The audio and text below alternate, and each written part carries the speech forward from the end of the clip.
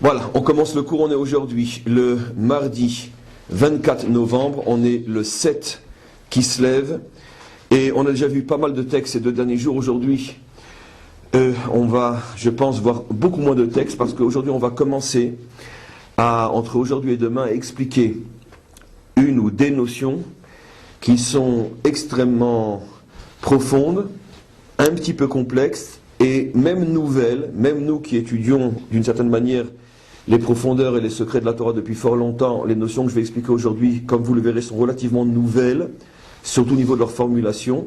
Ce sont de véritables clés qu'il est très très très important d'écouter avec de grandes oreilles, parce que ce sont des clés qui vont nous permettre de comprendre finalement toute la structure fondamentale de la création du peuple juif, c'est-à-dire Yaakov, ses 4 femmes et ses 12 enfants.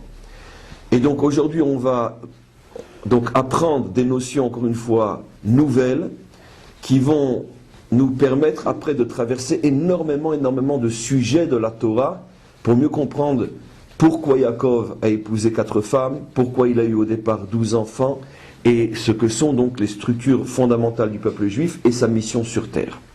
Alors, tout ce qu'on aura l'occasion d'expliquer se trouve en vérité dans un verset qu'on a déjà lu, qui est extrêmement profond, secret, mystérieux, qui est l'une des clés les plus extraordinaires de la Torah pour comprendre et pour rentrer dans des palais très mystérieux qui sont donc les structures profondes de l'existence. Et ce verset se trouve au tout début de notre paracha, on l'a lu, c'est le verset 14, au moment donc où Yaakov rêve donc de l'échelle, et à ce moment-là, dans le verset 14, Dieu lui dit « Ve'aya zaracha » et ta descendance sera « ke'afar haaretz » comme la poussière de la terre. Et regardez maintenant bien, ou paratzta, qu'on avait traduit par tu défonceras, yama, l'ouest, vakedma, l'est, vetsafona, le nord, Vanegva et le sud. C'est-à-dire donc que Dieu lui promet que sa descendance, pas seulement se répandra, mais on expliquera pourquoi, défoncera, donc ira même au-delà des limites des 4 points cardinaux, qui sont encore une fois selon l'ordre du texte, l'ouest, l'est, le nord et le sud. Je continue le verset puisqu'on l'a commencé.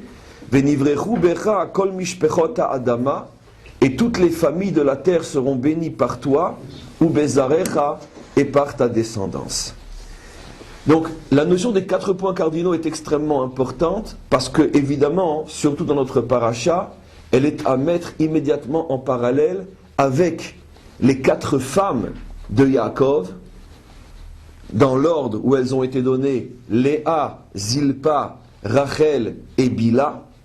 Donc les 4 femmes de Yaakov qui très certainement, comme on verra, ont un lien avec les 4 points cardinaux, ainsi que les 4 groupes des tribus d'Israël qui, comme on le sait, les 12 tribus d'Israël vont elles aussi être rangées selon les 4 points cardinaux autour du Mishkan, autour du tabernacle dans le désert. On reverra, je pense, aujourd'hui et surtout demain, tout dépend du temps qu'on va avoir, et on verra comment les tribus étaient placées en 4 groupes autour du Mishkan, eux aussi en fonction des points cardinaux. Donc cette répétition du chiffre 4 ne peut pas être fortuite, et surtout qu'avant même de rentrer véritablement d'une manière humaine de rentrer en contact avec le chiffre 4 par ces 4 femmes, et puis après par ces 4 groupes d'enfants, Yaakov a d'abord eu ce rêve qui lui explique d'une manière extrêmement mystérieuse et secrète, le rapport qu'il va avoir toute sa vie avec le chiffre 4. Et donc Dieu lui promet qu'il va arriver à dominer complètement le chiffre 4 au point d'aller au-delà de ces 4 dimensions. Alors maintenant, c'est ça la clé, comme j'explique au début du cours, l'une des clés les plus extraordinaires qu'on va commencer à comprendre et à connaître aujourd'hui. À quoi fait allusion donc ce passage des 4 points cardinaux? Alors les maîtres de la Kabbalah, encore une fois, j'explique les notions telles qu'elles sont à un niveau très haut et on les fait descendre encore plus bas que le bas, comme on essaye de le faire à chaque fois. Donc les maîtres de la Kabbalah expliquent que les 4 points cardinaux font allusion on pourrait dire, à deux positions géographiques qui sont les suivantes. Le haut et le bas, l'intériorité et l'extériorité. Ce sont des notions dont on a déjà parlé. Le haut, le bas, pas forcément le haut, le bas, mais on a surtout parlé de l'intériorité et de l'extériorité. Et on va voir aujourd'hui de manière tout à fait nouvelle à quoi ça correspond et comment ça va nous permettre de comprendre ce qui s'est passé avec Yaakov, ses 4 femmes et ses 12 enfants. Et donc, il y a, disent les maîtres de la Kabbalah, différents points géographiques qui font allusion bien sûr à des notions extrêmement profondes. Un point qui s'appelle le haut. Dans le langage codé de la Torah, c'est le nord, Tsafon, qui est le point haut. Un point qui s'appelle le bas. Dans le langage codé de la Torah, c'est ce qu'on appelle le sud. Un point qui incarne l'intériorité, c'est ce qu'on appelle, dans le langage codé de la Torah, l'est. Et un point qui représente l'extériorité, c'est le point qui, dans la Torah, est appelé l'ouest. Et donc, dans les mots de la Torah, Uparatsta, on va maintenant le relire, Uparatsta Yama, suivons l'ordre qui est donné dans la Torah, Uparatsta Yama, tu iras au-delà de l'ouest, l'ouest faisant allusion au monde de l'extériorité, donc ce qui veut dire que tu vas complètement englober le monde de l'extériorité, puisque tu vas le dépasser, donc tu vas l'englober.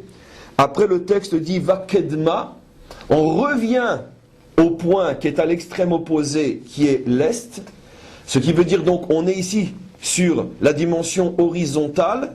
Dieu lui dit d'abord, tu arriveras à englober l'ouest qui est l'extériorité, mais sache que tu engloberas aussi l'est qui est le monde de l'intériorité. Donc au niveau de la dimension horizontale, l'est et l'ouest sont l'intériorité et l'extériorité. Et regardez après ce que Dieu lui dit, Vetsafona vanegva, mais tu engloberas aussi le nord qui est la hauteur, et tout de suite après, le point qui est à l'extrême opposé. Il y a donc une logique dans la manière dont les points sont présentés. Et tu engloberas aussi le sud qui s'appelle dans le texte Venegva, le Negev. Et donc, qu'est-ce qui est promis à Yaakov? Il est promis à Yaakov d'être capable d'englober, on pourrait dire, l'ensemble des 4 points. Les 4 points vont se trouver à l'intérieur de la propre dimension qui est Yaakov, puisqu'il va au-delà de ces 4 dimensions. Et le texte va dans l'ordre de l'extériorité, l'intériorité, la hauteur et le point le plus bas. Alors, une fois qu'on a compris cette première étape, on va continuer. Pour l'instant, rien de compliqué. Maintenant, bien sûr, la question qui se pose, et à quoi font donc allusion ces 4 points, qui sont les 4 points cardinaux, qu'on a déjà traduits maintenant en français, Est, intériorité, Ouest, extériorité, Nord, le haut, et Sud, le bas. À quoi cela fait donc allusion? Et donc, les maîtres continuent et expliquent la chose suivante. L'intériorité fait toujours allusion à la dimension féminine. L'extériorité fait toujours allusion à la dimension masculine. Ça, ce n'est pas une notion nouvelle, on en a déjà souvent parlé. Par contre, ce qui est complètement nouveau, c'est que les maîtres continuent et expliquent. De même, le haut fait toujours allusion à la dimension masculine, et le bas fait toujours allusion à la dimension féminine. Ça, c'est le point complètement nouveau par rapport à nos cours. C'est que finalement, les maîtres expliquent que la dimension masculine a 2 points, ainsi que la dimension féminine qui a 2 points. Les 2 points de la dimension masculine sont donc le nord et l'ouest, puisque le haut, c'est le nord, et l'extériorité qui est masculine est l'ouest. Et la féminité a 2 points, elle aussi, qui sont l'intériorité, l'est, et le bas, le sud, donc le sud-est. Dans le langage codé des maîtres, imaginez-vous des maîtres qui sont en train, pour ne pas qu'on les comprenne, de parler le langage de la Kabbalah. Ils diront, tiens, celui-là, il est nord-est, nord-ouest. En disant il est nord-ouest, ils font allusion à une dimension qui est totalement masculine, puisqu'elle est masculin par le point d'en haut et elle est masculin par le point vertical, qui est ouest, qui est l'extériorité. Ils pourront dire de quelqu'un, tiens, celui-là, il est sud-est. En disant qu'il est sud-est, ils vont donc dire qu'il a les 2 points de la dimension féminine, qui sont le sud en bas et qui sont l'intériorité à l'est. Vous comprenez pourquoi je dis que c'est une clé inimaginable? Parce que ceux qui ont étudié un petit peu ce qu'on appelle donc les offrandes qu'on apportait au temple, vous verrez qu'il y a des descriptions extrêmement précises du positionnement des différentes parties du temple, avec par exemple les différents côtés du misbéar de l'autel qui devaient être sud-est, nord-ouest, etc. Et telle offrande on devait la porter non seulement au nord, mais au nord-est ou au sud-ouest. Et donc on donne des détails extrêmement précis. Alors bien sûr, celui qui n'a aucune clé se pose la question, mais qu'est-ce que ça peut bien lui faire au bon Dieu si on apporte cette offrande du côté nord-ouest de l'autel ou du côté sud-est de l'autel? En vérité, dès qu'on a les clés, on comprend que ça fait allusion à l'essence même de cette offrande. Est-ce qu'elle appartient à la dimension masculine? Est-ce qu'elle appartient à la dimension féminine? Et vous comprenez qu'il y a énormément de combinaisons possibles. Par exemple, en vérité, si je dis, sans comprendre trop pour l'instant, si je dis nord-est, j'ai fait allusion à quoi? J'ai fait allusion à une combinaison du masculin et du féminin. Pourquoi? Masculin par la hauteur, il est en haut, mais féminin, j'ai dit est, par l'intériorité. Donc on pourrait dire, si je dis nord-est, c'est comme si je disais que je fais allusion à quelque chose qui a une dimension à la fois qui est masculine par le fait que j'ai dit nord-haut, mais qui est en même temps féminine par le fait que j'ai dit est. De la même manière, si je dis par exemple sud-ouest, l'opposé, je fais allusion à une dimension qui est à la fois féminine et masculine.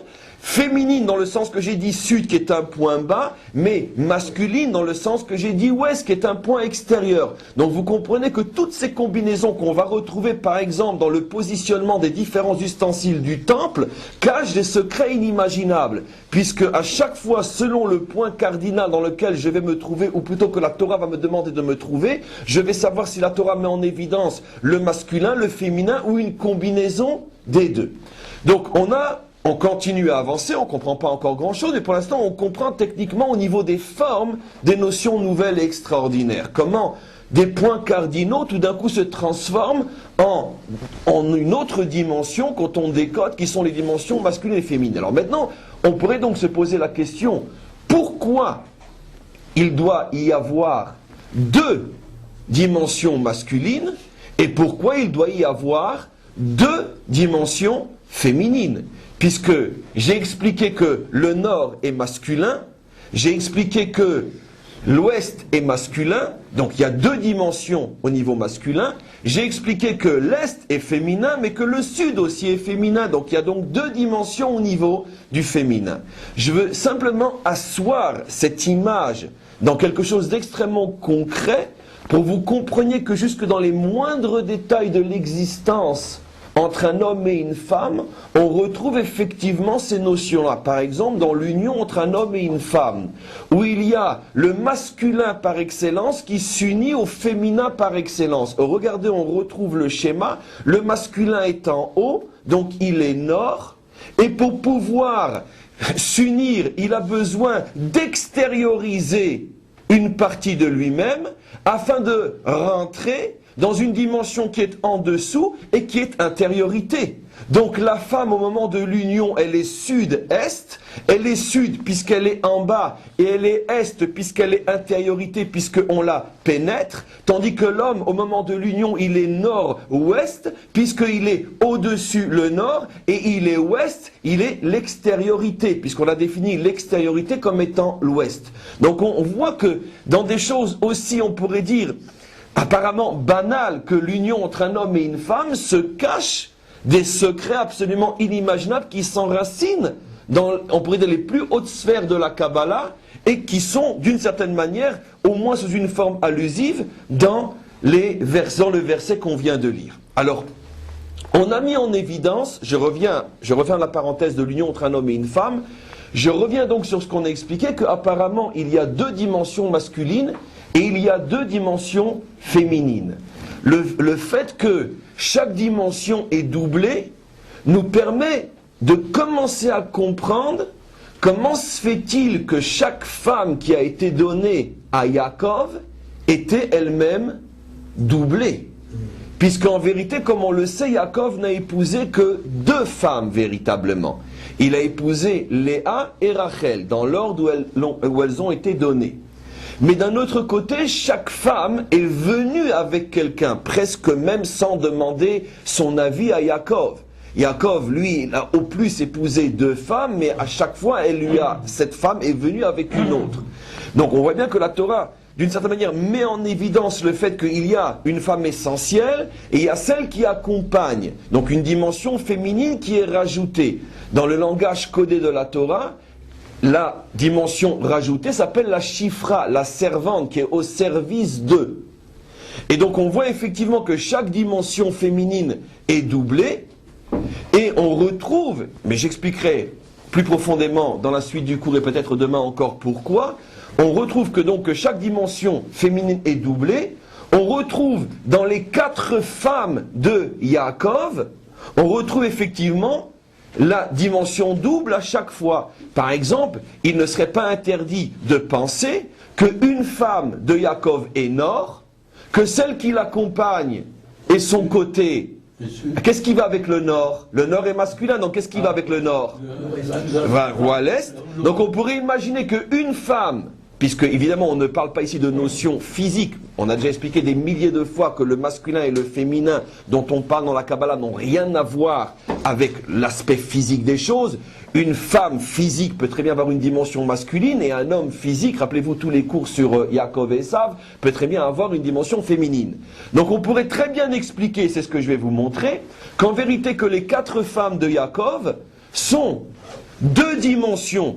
Une dimension masculine et une dimension féminine, mais dans la mesure où chaque dimension est elle-même doublée, puisque les 2 dimensions masculines sont le nord et l'ouest, et les 2 dimensions féminines sont le sud et l'est, on est tout à fait en droit de comprendre qu'en vérité, une femme incarne le nord, et donc automatiquement, quand elle vient chez Yaakov, elle est obligée de venir avec ce qui accompagne le nord qui serait l'ouest, et une femme incarne le sud, et lorsqu'elle vient chez Yaakov, elle est obligée de venir avec son complément qui sera l'est. On peut le dire d'une autre manière, et vous comprendrez bientôt pourquoi. On peut dire que l'une des femmes de Yaakov incarne l'est, et donc l'est c'est l'intériorité féminine, et donc quand elle vient chez Yaakov, elle doit amener avec elle son complément qui est le sud. Et l'autre femme, qui est la dimension extérieure, lorsqu'elle va venir chez Yaakov, elle va devoir amener avec elle le complément de la dimension extérieure, qui est le nord. Et c'est effectivement ce qu'on verra quand Hachem promet à Yaakov qu'il englobera les 4 points cardinaux. Il lui fait allusion au fait qu'il va donc épouser 4 femmes, et ces 4 femmes-là représenteront elles-mêmes les 4 points cardinaux, 2 dimensions féminines et 2 dimensions masculines. Il va falloir comprendre encore bien sûr énormément de choses. Quelle est la différence au niveau du masculin entre le nord et l'ouest, et quelle est la différence au niveau du féminin entre l'est et le sud? Dit d'une autre manière, quelle est la vraie différence entre Rachel et Bilha? Quelle est la vraie différence entre Léa et Zilpa? C'est extrêmement important de comprendre pourquoi, parce que n'oublions pas que dans la compréhension de ces différences-là va sortir la compréhension de la structure fondamentale d'Israël, qui sont les quatre groupes des tribus d'Israël, comme j'expliquais au début du cours. Ce qui nous permettra de comprendre aussi après comment les Bnei Israël étaient regroupés en 4 groupes autour du Mishkan et qu'est-ce que ça symbolise dans notre histoire. On a énormément avancé, on continue. Après avoir expliqué tout ça, je vais maintenant revenir sur des notions connues qu'on va réexpliquer et réemboîter par rapport à tout ce qui est nouveau dans ce qui vient d'être dit. On a expliqué que le personnage de Yaakov ainsi que le personnage de Esav sont extrêmement complexes, puisque eux-mêmes étaient composés, on pourrait dire, d'une chose et son contraire, selon qu'on les regarde au niveau de leur intériorité ou au niveau de leur extériorité. Rappelez-vous ce qu'on a expliqué. Esav a une intériorité féminine, très bien, une extériorité masculine. Donc, au niveau de son intériorité, il correspond à l'un des 4 points cardinaux. On pourrait peut-être le définir, allons doucement. Il est dans son intériorité féminin. Donc, il appartient dans son intériorité soit à l'est, soit au sud. Vous avez compris. Par contre, dans son extériorité, il est masculin, il est le guerrier par excellence. Donc, dans son extériorité, il appartient soit à la dimension nord, soit à la dimension ouest. Au niveau de Yaakov, on a exactement le contraire. Yaakov est masculin dans son intériorité, donc au niveau de son intériorité, il appartient soit au nord, soit à l'ouest. Par contre, il est féminin, il a la police comme une femme. Donc, au niveau de son extériorité, il appartient soit à la dimension sud, soit à la dimension est. Et donc, qu'est-ce qui s'est passé ? On a vu que dans le conflit, ça je ne vais pas répéter tous les cours, mais on a vu que dans le conflit entre Yaakov et Esav, puisque Esav a refusé de jouer son rôle, Yaakov va devoir lui prendre, pas la place de Esav, puisque lui va rester Yaakov, mais il va devoir rajouter à ce qu'il était déjà toute la dimension de Esav, puisque si Esav a été créé, c'est qu'il a un rôle à jouer. On en a suffisamment parlé, c'est le grand chasseur d'âmes, c'est le pêcheur d'étincelles perdues. Lui ne veut pas jouer ce rôle, c'est Yaakov qui va devoir le jouer. Ce qui veut dire donc que Yaakov, en récupérant la dimension de Esav, va récupérer on pourrait dire les 2 pôles de Esav, c'est-à-dire donc qu'il va récupérer d'une certaine manière l'intériorité de Esav ainsi que l'extériorité de Esav.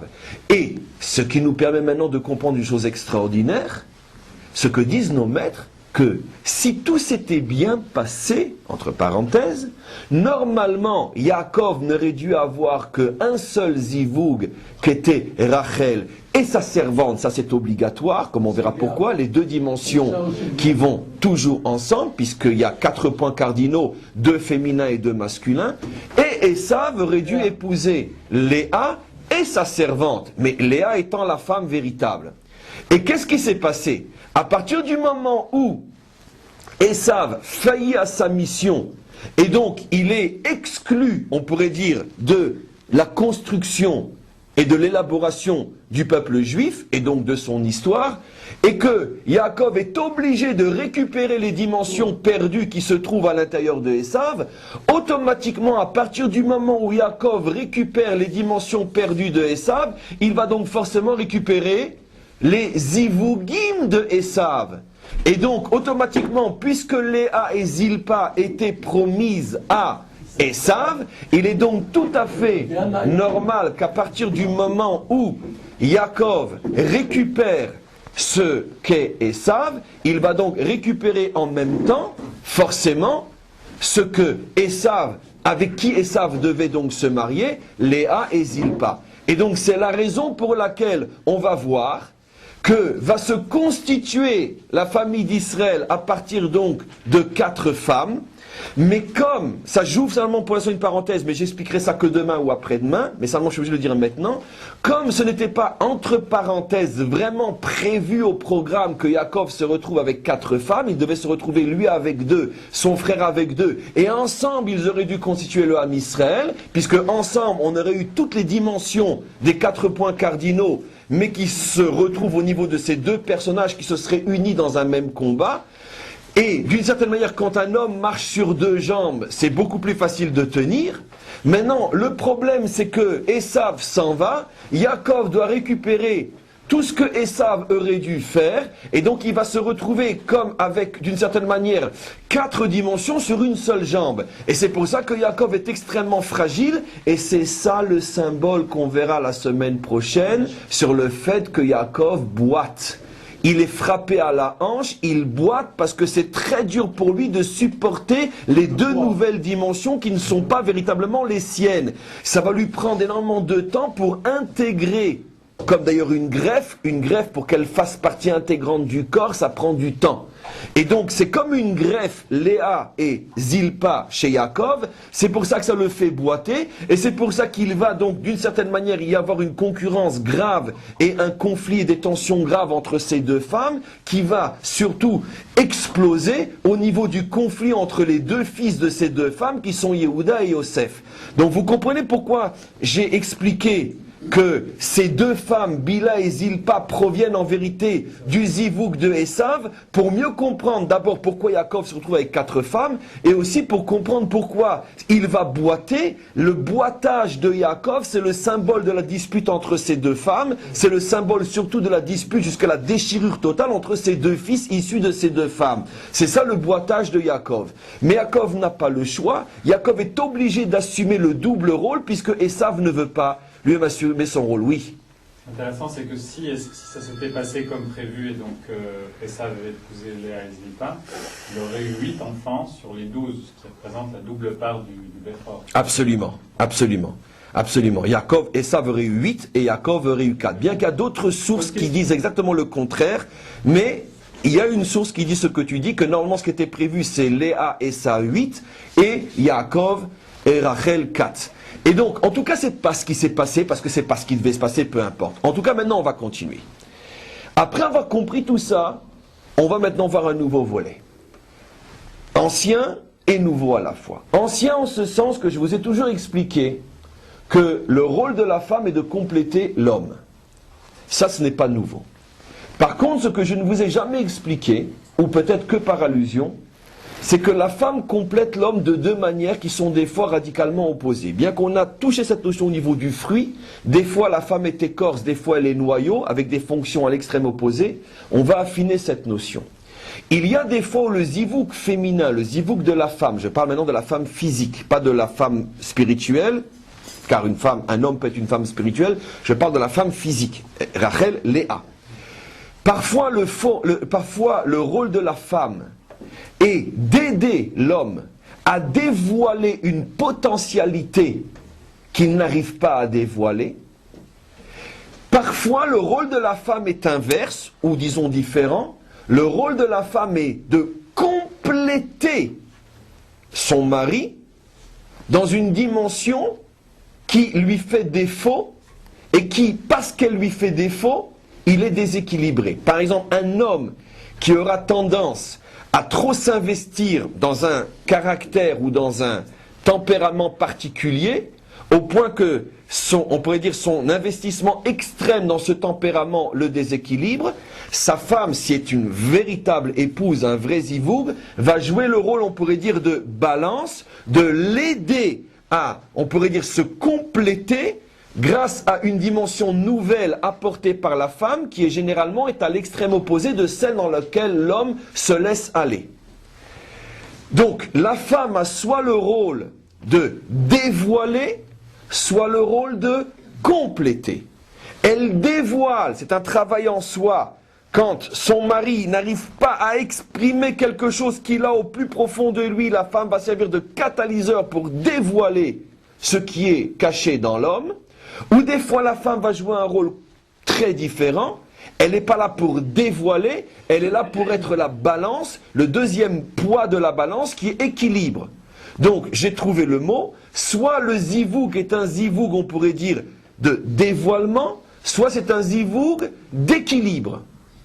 Et ça dépend du type d'homme qu'on a en face de soi, bien sûr, ça dépend du mari, ça dépend finalement du secret des âmes et qu'est-ce qui se passe au niveau de la rencontre. Alors, on attend que ça arrête de sonner et on continue. Ce qu'on peut faire, c'est enlever le téléphone pour qu'il ne sonne pas. Et donc, on continue. Au niveau maintenant de Yaakov, qu'est-ce qui s'est passé? On va prendre Yaakov et on expliquera après par rapport à Esav. Ou plutôt, expliquons ce qui se serait passé si Esav était resté à l'intérieur de sa mission. Si Esav avait joué son rôle, il aurait donc épousé Léa, qu'est-ce qui se serait passé? Et donc Yaakov n'aurait eu que Rachel. Rachel et Léa correspondent aux 2 types de zivouk dont je viens de parler. Rachel est un zivouk du type dévoilé, tandis que Léa est un zivouk du type équilibré. J'explique. Il y a Esav, dans son extériorité, ce qui est, on pourrait dire, la seule dimension de son être qu'il veut connaître, car Esav refuse d'accepter qu'à l'intérieur il est féminin, il s'identifie totalement au guerrier qui est sa dimension extérieure, au point qu'il dérape complètement sur cette dimension et il ne devient qu'un guerrier et plus rien d'autre. S'il avait épousé Léa, Léa aurait eu le rôle de l'équilibrer, de lui apporter cette dimension intérieure que Esav refuse. En ce sens-là, Léa aurait été un zivoug équilibrant, ou vous m'avez compris, comme on pourrait dire en français, mais si on invente un mot, équilibrage. Un zivoug équilibrage. Et donc, si Léa devait être un zivoug équilibrage pour Esav, lui apporter donc la dimension intérieure que lui refuse, puisqu'il ne veut être qu'extérieur, l'homme des champs, automatiquement, Léa incarne la dimension intérieure, et donc Léa est nécessairement féminine ou masculine? Elle est fermement féminine. Donc on a apporté la preuve, d'accord, que dans son naissance, Léa est un zivoug féminin. Je ne parle plus maintenant de son physique, elle est tout le temps féminine. Je parle maintenant de son naissance. Elle est une naissance féminine, car elle était prévue à Esav, dont le problème c'est qu'il est trop extérieur. Il a besoin d'un zivoug équilibrant, et donc qui est son contraire, qui est donc forcément intérieur, et donc féminin. Donc Léa, vous voyez comment on construit le cours, comment c'est extrêmement mathématique. Pour le professeur de maths, ça doit vous plaire. C'est vraiment une question mathématique absolue, parce que de toute façon, la Torah, avant toute autre chose, est la science des sciences. Avant d'être une religion, une spiritualité et tout ce que vous voulez, elle est d'abord la science absolue, la seule vraie science qui est absolue, qui ne se trompe jamais. Et donc, je reprends ce que j'explique. À partir du moment où Léa était prévue pour Esav, elle est donc le zivoug équilibrant intérieur, elle est donc féminine. Voyons ce qui se passe maintenant chez Rachel. Rachel était prévue à Yaakov. Or, Yaakov, on a déjà expliqué que son grand problème, c'est qu'il n'arrive pas à exprimer sa véritable nature qui est masculine, puisque ça va être tout son combat avec Esav de prouver que c'est lui le vrai Bechor, c'est lui le vrai masculin, c'est lui le vrai chasseur, et c'est lui qui va devenir le vrai chasseur béni par son père, comme on a expliqué tous les cours de la semaine dernière. Donc forcément, puisque lui, son problème, ce n'est pas de se rééquilibrer, mais c'est de se dévoiler, automatiquement Dieu va lui envoyer un zivoug qui est du type dévoileur, celui qui dévoile la potentialité de l'homme, et donc automatiquement, puisque elle doit dévoiler la dimension masculine qui est dans Yaakov, elle est donc forcément elle-même masculine, forcément. Et donc c'est pour ça qu'on vient donc de prouver et de dire que effectivement Léa et Rachel correspondent à deux natures spirituelles à l'extrême opposé. Léa incarne la dimension féminine qui devait être donnée à Esav pour rééquilibrer son extrémisme masculin, alors que Rachel, elle, incarne la dimension masculine qui a été donnée de toute manière à Yaakov pour l'aider à se masculiniser, pour l'aider à sortir de sa prison féminine, de sa police dans laquelle il se trouve. D'accord, la police le met en prison, c'est très beau, c'est exactement le cas de le dire. Sa police le met en prison, il a besoin d'une femme qui va l'aider à se dévoiler, à devenir un homme dans le sens guerrier du terme, et pour ça il a besoin de lui, il a besoin d'avoir en face de lui, certainement pas une femme féminine, mais une femme masculine, une femme guerrière, qui va l'aider à retrouver la dimension masculine. Et on sait très bien, tout le personnage de Rachel, c'est une guerrière. Et donc on a compris maintenant quelque chose d'extraordinaire. Voilà ce qui aurait dû se passer. Maintenant, à partir du moment où chacune de ces deux femmes, la masculine et la féminine, on l'a vu au niveau des 4 points cardinaux, sont elles-mêmes complétées par, on pourrait dire, par une tosefet, par un rajout de dimension, à Rachel, qui est la dimension masculine, va se rajouter un autre aspect de la dimension masculine, qui est Bilha. Et à Léa, qui est la dimension féminine, va se rajouter un autre point de la dimension féminine, qui est Zilpa. Ce qui veut dire donc, on peut maintenant l'exprimer selon le langage codé de la Torah. On va revenir au langage codé. Rachel et l'Est, et Bilha est le Sud, bien sûr. Les deux dimensions... Tout le contraire. Les deux sont masculines. Excusez-moi. Rachel est l'ouest et sa servante est sud. Je vous le prouverai dans le texte. Léa. Rachel est masculine. Donc Rachel est ouest. L'ouest c'est l'extériorité. Et nord. Pardon, merci de me corriger.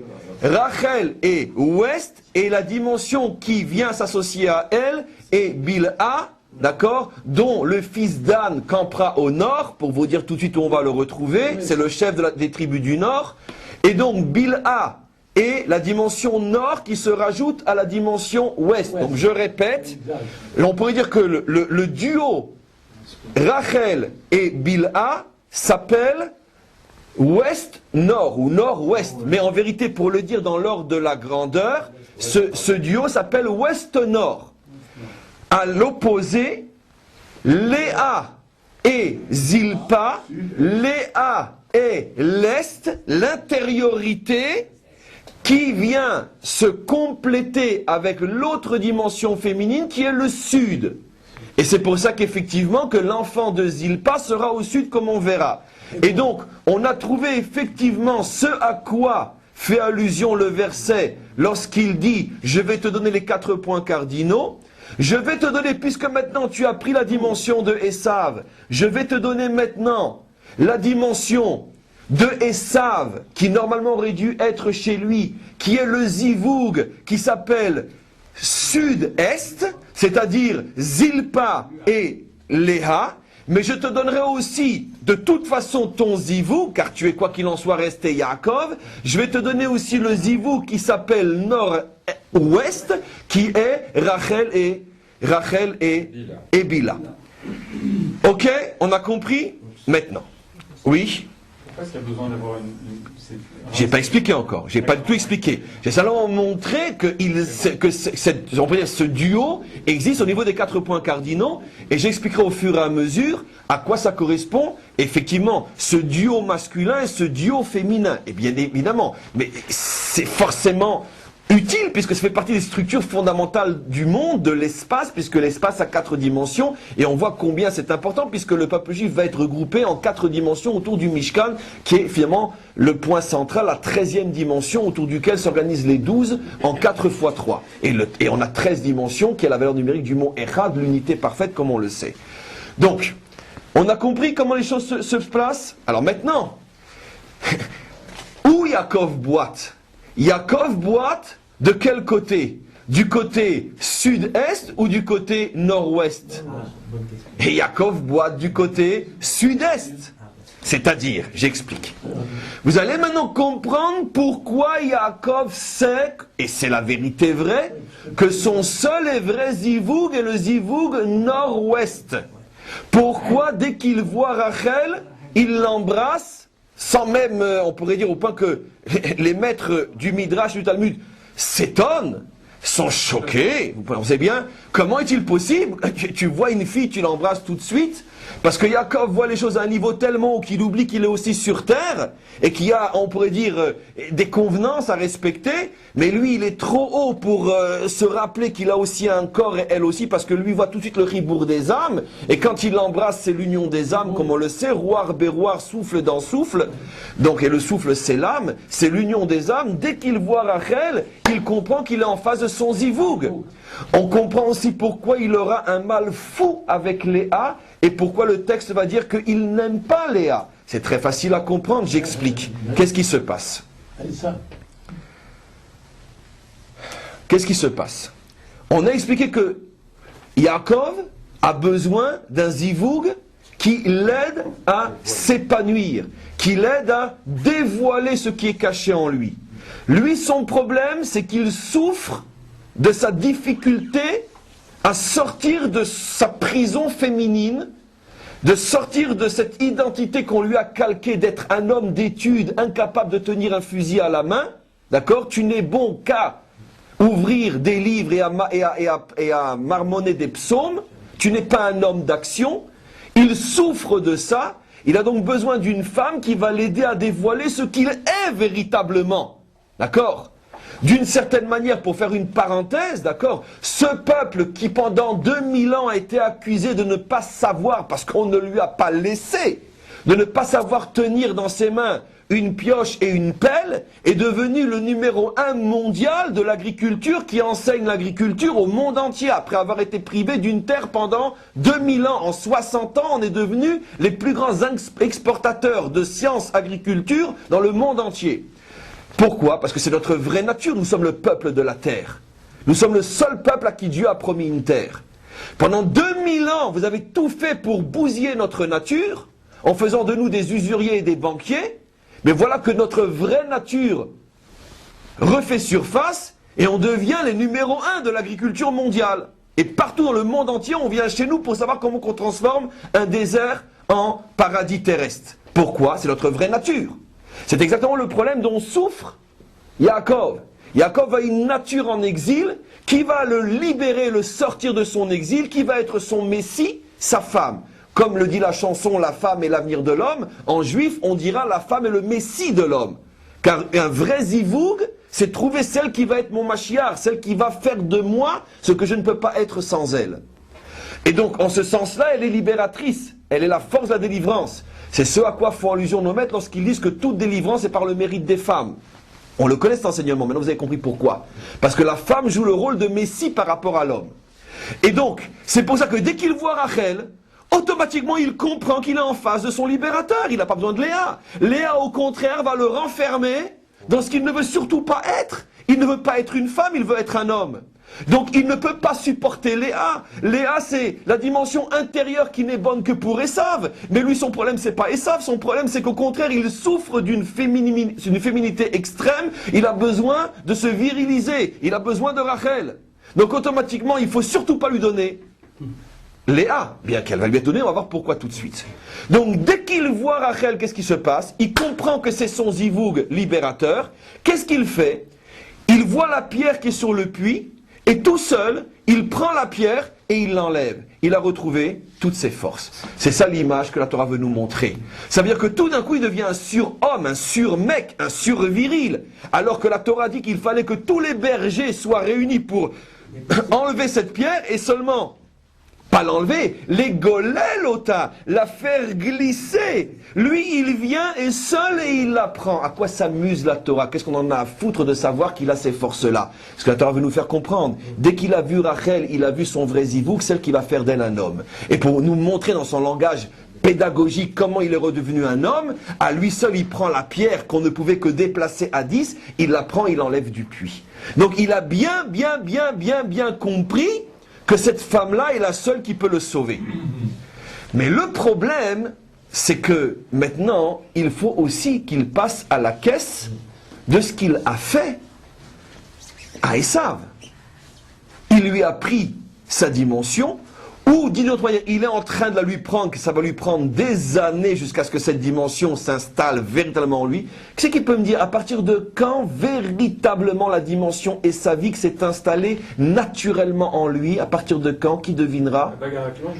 Très bien, à partir du moment où continue, et plus encore, tout ça c'est juste, à partir du moment où l'ange lui-même, qui est le génie de Esav, lui donne le nom d'Israël, et qu'est-ce que dit Rashi? À ce moment-là, Esav a reconnu qu'il méritait, lui, Yaakov, les bénédictions. Voilà. Donc ça, on verra bien sûr la semaine prochaine. Donc ça va lui prendre quand même, mes amis, 22 ans, 22 ans chez Lavan et 14 ans qu'il a passé chez Ever.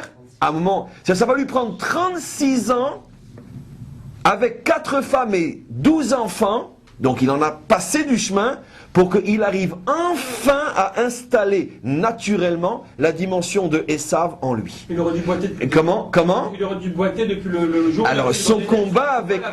tu as 100% raison. Il a boité depuis le début, c'est la dispute entre ses femmes et ses enfants. Simplement que l'ange lui a révélé la notion du boitage pour toutes les générations qui vont venir. C'est-à-dire, la question est bonne, en fonction du principe connu que tout ce qui arrive au Père est une allusion dans l'histoire, l'ange dit à Yaakov, toi tu es arrivé à s'en sortir, mais ta boiture, ton boitage va se répercuter dans toutes les générations, tes enfants boiteront, parce que toi tu es le siman pour tes enfants, tu es le signe pour tes enfants boiteront dans les générations à venir, et c'est exactement ce que dit le Zohar. C'est pour ça qu'il l'a frappé à l'endroit qui est proche du brit, comme pour dire que tout ce qui sortira de ton brit, de l'endroit où on fait des enfants, boitera comme toi. Puisqu'en mettait le guide anaché, est l'un des guides essentiels qui permet la procréation, qui permet le bon fonctionnement du membre comme on le sait. Et donc c'est à cet endroit-là qu'il a été frappé, comme pour montrer que ton boitage va se perpétuer chez tes enfants, puisque tu es un signe pour tes enfants. Je reviens maintenant en arrière. Donc, on comprend très bien pourquoi dès qu'il voit Rachel, il prend des forces, et on comprend pourquoi Léa, apparemment, ne peut pas lui convenir. Mais d'un autre côté, à partir du moment où tu as décidé de jouer le rôle de Esav, tu dois assumer jusqu'au bout. Il faut bien mettre Léa quelque part. Léa ne peut plus aller chez Esav, puisque Esav n'est plus Esav. En tout cas, le Esav tel qu'il était prévu. Toi, tu veux jouer le rôle de Esav, c'est toi qui vas prendre Léa. En vérité, c'est là qu'on va voir justement la différence entre comment Dieu dirige son monde et comment l'homme croit diriger le monde. J'explique. Lavan, comme on le sait, est un très grand prophète dans le mal, puisqu'il est entre autres le maître de Bilham et le maître d'Amalek.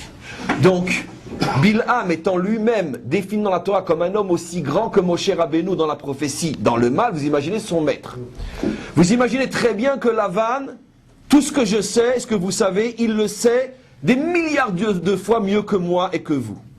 Donc Lavan sait très bien ce qu'on explique depuis peut-être des semaines, que le secret de l'union des âmes, de la manière dont s'unissent les âmes, dépend toute la réussite d'un homme.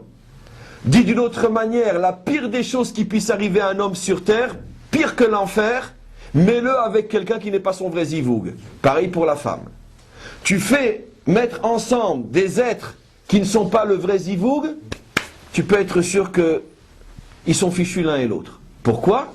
Parce que tu ne peux pas courir avec des chaussures 37 si tu as un pied 45, et le contraire aussi, tu ne peux pas courir avec des chaussures 45 si tu as un pied 37. C'est clair. Donc automatiquement, tu veux immobiliser quelqu'un, donne-lui son faux zivoug. Qu'est-ce que fait Lavan ? Lavan, il voit Yaakov, il comprend tout de suite en face de qui il est, il n'a qu'à voir l'attachement qu'il a pour Rachel, qui mieux que lui sait à quoi correspondent ces deux filles. Qu'est-ce qu'il dit ? Pour casser Yaakov, pour être sûr que je l'immobilise et que je le garde chez moi, au lieu de le mettre dans une prison de fer, je vais le mettre dans une prison de chair. C'est quoi la prison de chair ? Je vais lui donner un zibou qui ne lui correspond pas. Et il lui donne Léa. Maintenant, ça c'est ce que Lavan croit, et c'est ce que d'une certaine manière, il réussit, mais ce que Lavan ne sait pas, c'est qu'il se trompe quand même, et qu'en vérité que la providence se sert de lui, parce que Hachem veut, pour d'autres raisons que celles de Lavan. Hachem veut que Yaakov épousera Léa, parce que quoi qu'il en soit, Yaakov est un Esav en devenir. Dans 36 ans, il sera Esav. Donc il faut déjà qu'il récupère son zivoug. Ça, Lavan ne le sait pas. Il y a des choses que, heureusement pour nous, Dieu ne révèle pas, même au plus grand des prophètes, du mal. Donc, il ne lui révèle que ce qu'on veut bien lui révéler pour les besoins de l'histoire, mais ce qu'il ne doit pas savoir, on ne lui dit pas. Ce que Lavan ne sait pas, c'est que finalement, ce zivoug-là, bien qu'il est très compliqué, et porteur de grandes difficultés et de grands dangers pour Yaakov, il n'est pas si impossible que ça. N'oublions pas que le roi Mashiach sort de ce zivoug-là, de celui de Yaakov et Léa par Yehuda, David et Mashiach.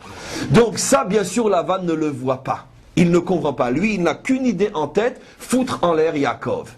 Il ne se trompe pas, parce qu'à vision humaine, il ne faut surtout pas que Yaakov se marie avec Léa.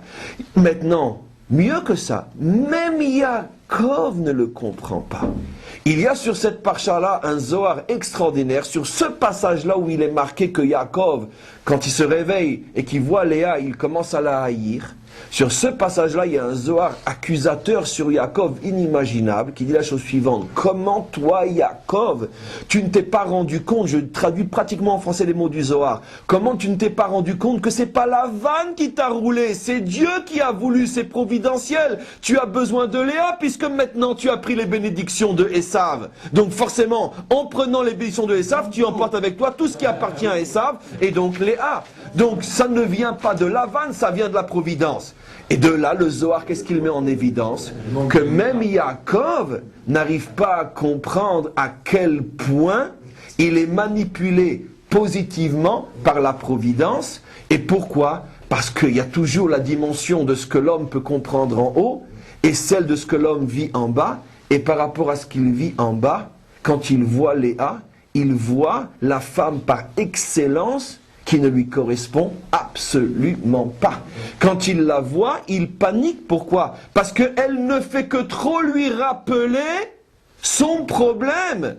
Elle est toute intériorité. Le Zohar l'appelle Alma de Itkassia, le monde caché. Elle est toute intériorité. Elle est féminine. Elle est complètement intérieure. Et voilà que lui fait tout pour fuir cette dimension qui le paralyse et qui l'empêche d'être ce qu'il doit devenir Israël. Donc quand il voit Rachel, automatiquement, il est rempli de joie. Quand il voit Léa, il s'assombrit, parce que Léa lui fait peur, elle n'est pas pour lui. Et c'est vrai qu'elle n'est pas pour lui, d'une certaine manière, sauf que par rapport à ce que Dieu décide, et c'est seulement lui qui dirige le monde, même si nous on ne comprend pas pourquoi et comment, en fonction de ce que Dieu dirige le monde, malgré tout, il doit passer par Léa aussi. En tous les cas, on comprend donc comment maintenant les choses vont se faire. Alors maintenant, avant d'arrêter le cours pour aujourd'hui, on n'a bien sûr pas encore expliqué quelles sont les deux dimensions des servantes, ça c'est le cours de demain, j'étais pratiquement sûr que j'y arriverai pas aujourd'hui encore. Je veux juste, malgré tout, expliquer pourquoi, en fin de compte, Yaakov a quand même besoin de ces deux femmes. Puisque, tôt ou tard, la dimension de Esav va, oui, s'installer en lui. Et donc, quand la dimension de Esav va s'installer en lui, d'ailleurs, Dieu l'a prévenu, il lui a dit, Uparastayama, Vakedma, Tsefona, Vanegva, les quatre dimensions sont maintenant en toi. Donc, automatiquement, à partir du moment où, quoi qu'il en soit, il va prendre la dimension de Esav, qui est donc la dimension, on pourrait l'appeler, nord-ouest, c'est la dimension nord-ouest, la dimension masculine, nord-ouest, puisque de toute façon, il va prendre la dimension nord-ouest. Non, la dimension de Esav. L'intériorité féminine. Vous avez raison, c'est moi qui me suis mal exprimé. La dimension de Esav, ça veut dire que ce qui lui manquait sur le plan extérieur, il lui manquait la dimension. Quand je dis Esav chez Yaakov, ce n'est que l'habit de peau, il n'est Esav qu'à l'extérieur.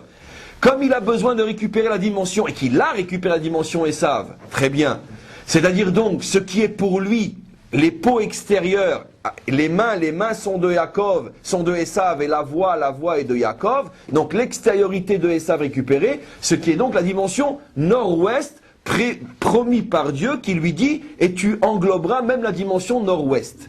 Donc, de toute façon, puisqu'il va englober la dimension esavique, dans le monde de son extériorité, il a donc forcément besoin de Léa aussi. Pourquoi? Puisque, on pourrait même dire plus que ça, il en a encore peut-être plus besoin que Esav, en fin de parcours, je dis pourquoi. En fin de parcours, pourquoi? Parce que Esav, lui, était complètement investi dans son extériorité masculine, mais dans le fond du fond, il avait quand même une intériorité féminine. Tandis que Yaakov, lui, va récupérer la dimension de Esav sans la dimension, vous avez dit de l'enlever, sans la dimension intérieure, puisque lui ne récupère que la peau, que l'extériorité. Donc lui, quand finalement il va réussir à devenir Esav, il aura Esav que dans son extériorité. D'ailleurs, c'est ce que Yitzhak lui a dit. La peau, les mains sont de Esav. Et donc à ce moment-là, il risque d'avoir un déséquilibre encore plus fort que ne l'était celui de Esav, et tout d'un coup de basculer complètement dans l'extériorité. Et c'est pour ça qu'il a un besoin d'urgence de Léa.